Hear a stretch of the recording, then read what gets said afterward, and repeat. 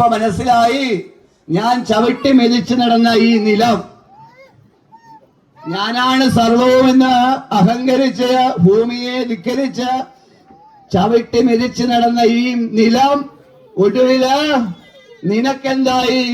നിനക്കുമേൽക്കൂരയായി, നീ അതിനടിയിലായി.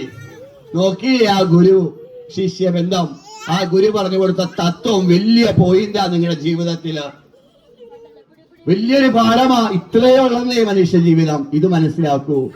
എന്നിട്ട് ഭഗവാനെ ഉറച്ചു വിശ്വസിക്കൂ. ഒക്കെ അവിടെ സമർപ്പിക്കൂ.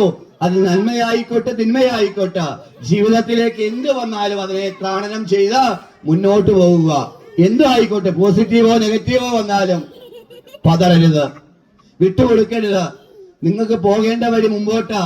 എന്തും വന്നോട്ട്, എന്ത് സങ്കടം വന്നോട്ട്, സങ്കടങ്ങൾ മാത്രമല്ല നിങ്ങളുടെ കാര്യങ്ങളൊന്നും നടക്കാതെ വരുന്നോട്ട്, എന്നാലും വിട്ടുകൊടുക്കരുത്. നമ്മൾ മുന്നോട്ട് തന്നെ അതിനെയൊക്കെ അതിജീവിച്ച് പോകുവാൻ നിങ്ങള് എന്നോടൊപ്പം നിന്നാൽ തീർച്ചയായിട്ടും നമുക്ക് ഒരുമിച്ച് എന്ത് ചെയ്യാം? ഈ സങ്കടങ്ങൾക്കൊക്കെ അപ്പുറമായിട്ടൊരു ലോകമുണ്ട്, ഭഗവാന്റെ ലോകം.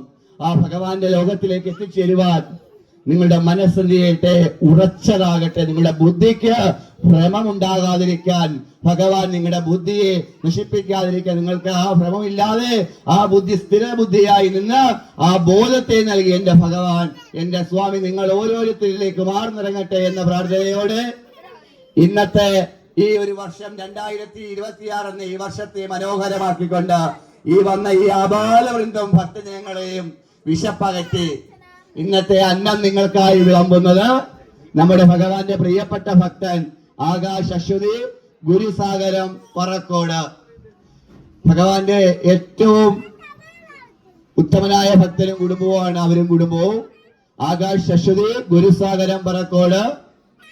അദ്ദേഹം നാളുകളായിട്ട് അവരും കുടുംബവും ഭഗവാന്റെ ഏറെ വലിയ ഭക്തരാണ്. ഇവരുണ്ട് ഇവിടെ. എന്തിയേ